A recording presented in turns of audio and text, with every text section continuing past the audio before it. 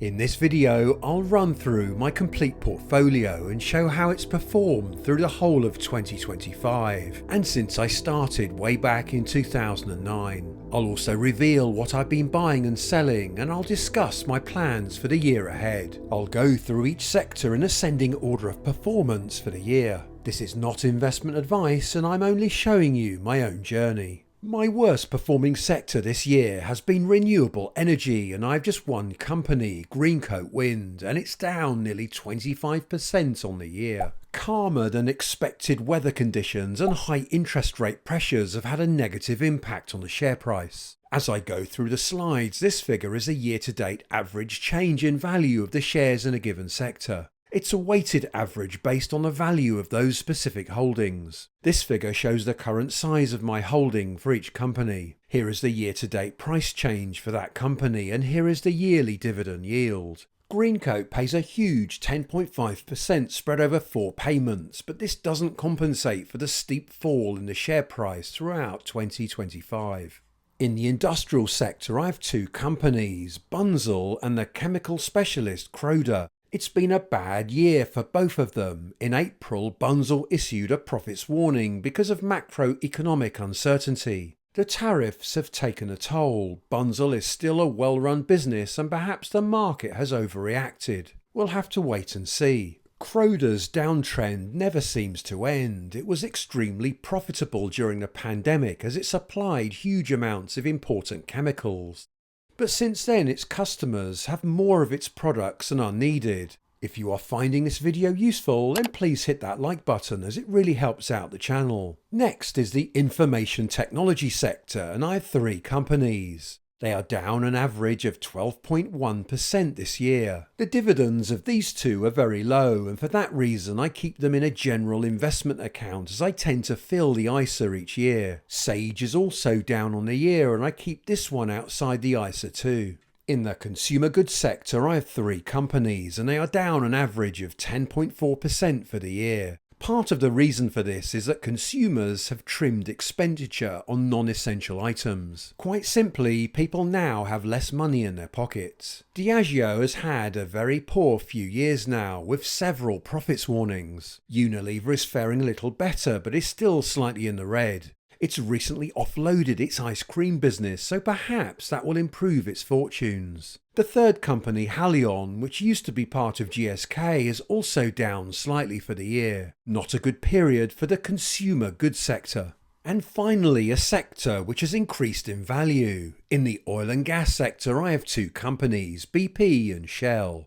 Dividends from these 2 look strong, and I've held both companies now for 17 years. In fact, since 2009, the total dividends I've received from these 2 companies amounts to over £26,000. And because my Shell and BP shares are inside a Stocks and Shares ISA, it's all tax-free. Now for my S&P 500 ETF. This ETF has a ticker code IUSA, and it pays a small dividend of around 1% spread over 4 payments. Most new money these days does actually go into this ETF. It's not been the best of years for the S&P, but this ETF is at least showing a gain of 7.4%.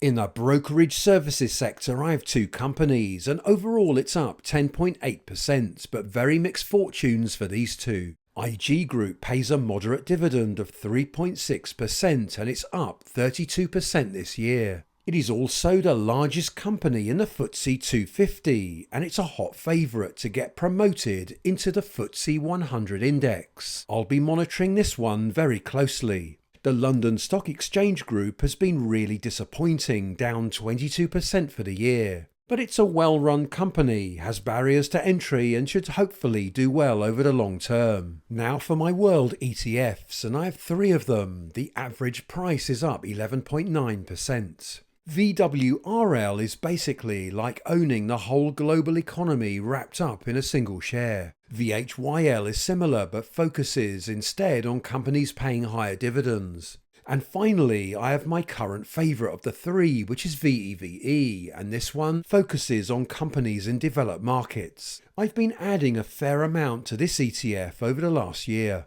Moving on to the house builders, and I have just one company, Persimmon, and it's up 14.7% in 2025. I've only got a small amount invested here, and I like to buy on the dips. Next is the retail sector, and I have just one company, Tesco. It's also up over 18% for the year. Tesco is a much leaner, more focused business these days, and I'm happy to hold for the long term. The dividend is fairly average for a FTSE 100 company at 3.2%. My final ETF now, and this one has performed the best of all of them in 2025. It tracks the FTSE 100 and is up over 20% this year. The ticker code is ISF, and it also pays a dividend of 3% spread over 4 payments. Often when I can't see any individual bargains, I'll simply add more to this one. In the utility sector, I have 3 companies. On average, the sector is up nearly 23% for the year, and the dividends are very reasonable.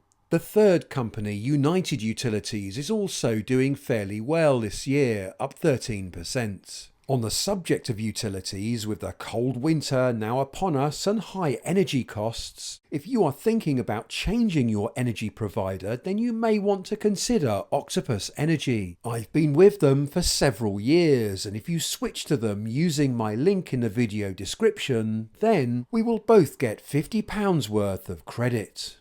In the food and tobacco sector, I have 3 companies. The sector as a whole is up 24% for the year. These two are not only showing an impressive share price growth, but their dividends are very high too. Tate & Lyle, on the other hand, is letting the side down in a spectacular way. If I had to sell one of my companies, then Tate & Lyle would be the first to get the chop.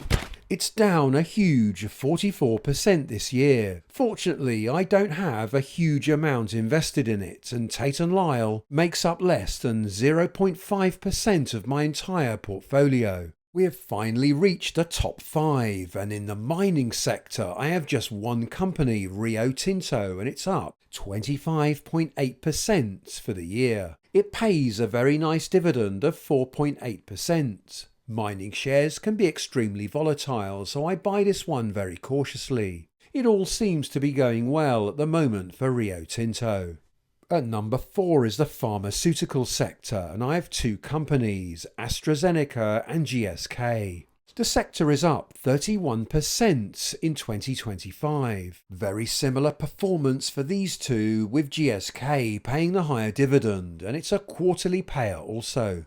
At number 3 is the insurance sector. I now have 2 companies, having recently bought into Legal & General. The sector is up nearly 40% in 2025, and these two pay great dividends. I've been buying plenty more Aviva shares this year. What a great sector, decent dividends in addition to an increasing share price. But even surpassing this, at number 2 is the banking sector, and I have 3 companies. On average, the sector is up an incredible 70% in 2025. What a year it's been. Barclays was the first ever company I bought in this portfolio way back in 2009, and it's up 78.3% for the year. Lloyds, however, has done even better, and it's up 78.5% for the year. Just before I take a look at the best performing sector in 2025, a quick reminder that if you are thinking of starting your own investing journey like I have, then Trading 212 will give you a free fractional share worth up to £100 if you sign up using my link in the video description. Or to make life easier, you can just scan the QR code here.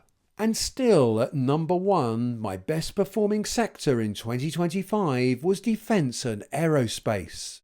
I have 2 companies and they are up an average of 87%. Both these companies are in high demand as countries around the world boost their defences. Rolls-Royce has started paying dividends again. Unfortunately, I have this one outside the ISA. So what have I been buying recently? With my portfolio now paying over £1,500 in dividends per month after tax, I don't always need to deposit new money in to buy more shares. I can simply use the dividends and look for bargains. In the last quarter of 2025, 2025, I've put a total of £3,000 into Legal & General. The share price is rising, it pays a great dividend, and the company has been growing that dividend year after year. A great sign indeed. There's just been one sale in the last quarter. I've got rid of all my Magnum ice cream shares, which I acquired after Unilever sold them off. Every month I reveal all my buys and sells, so why not subscribe to the channel to keep up to date with what I'm doing? It's absolutely free. And now my plans for the months ahead. I intend to purchase more of the S&P 500 and develop world ETFs, especially as the prices are a bit subdued at the moment. I'll definitely be adding more to Legal & General because of its high dividend and share price performance. This will help raise my average dividend yield for the whole portfolio, which is currently a bit low at 2.8%, and I'd prefer it to be within the 3 to 4% range. Cash in the portfolio currently stands at £5,293. Now for the performance in 2025. At the end of 2024, the portfolio stood at 512k. At the end of 2025, the portfolio stands at 690k. 24k of new money has gone into the platform from wages and savings. Because of the low share prices earlier in the year, I've utilised a lot more of my savings to add more money in than I normally would do. So my yearly net gain is 154k, which equates to a net percentage increase of 30.1% over the last 12 months.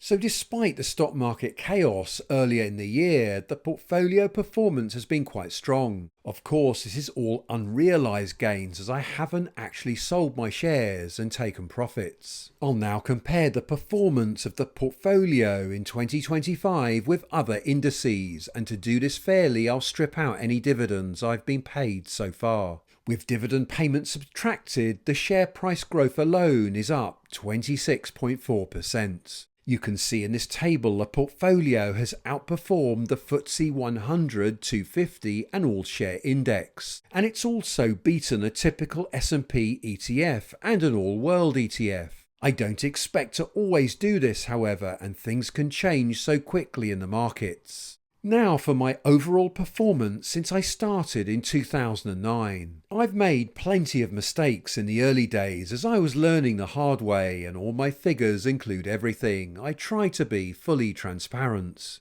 The total amount I put in from wages since I started is 301k, but I didn't put this all in one big lump sum. I only started with £5,000 at the beginning, and then I proceeded to drip feed in spare money each month. As you have seen, the value of the portfolio stands at around 690k, giving me a current net gain of 389k. Or 125.8%. Many investors will have done much better than this, of course, and I'm only showing you my own journey.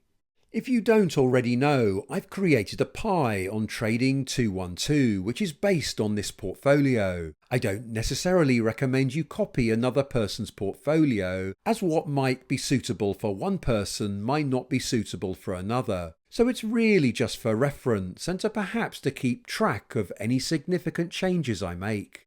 I'll leave a link to the pie in the video description if you are interested in taking a look.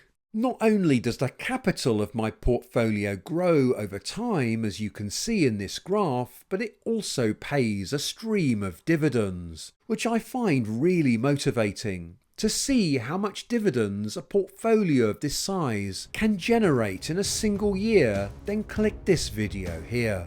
See you next time, and happy investing.